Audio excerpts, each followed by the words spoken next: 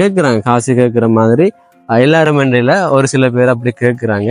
இப்போ அதுக்கு அது அப்படி செய்யும்போது பாருங்களேன், நீங்கள் யோசிங்களேன். அப்படி ஆரம்பத்தில் அவங்களுக்கு வீடியோ போட்டு அவங்களுக்கு என்ன உதவி கிடைச்சதோ அதைத்தான் நான் கொடுத்தேன். தங்கச்சி நல்லா படிப்பீங்களா? நான் நல்லா படிப்பேன். எனக்கு ஒரு படிக்கிறதுக்கு ஒரு இடம் உண்டு தாங்க. எப்படியாவது நான் நல்லா படிச்சு நல்ல ஒரு நிலைமைக்கு வருவேன். எப்படியாவது எனக்கு ஒரு வீடு உண்டு தாங்க. எத்தனை மால் வருவீங்க? எத்தனை மால் போடுறத? 2ஆம் மால் வருவேன். நான் நல்லா படிப்பேன். எனக்கு ஒரு வீடு உண்டு தாங்க. Okay okay.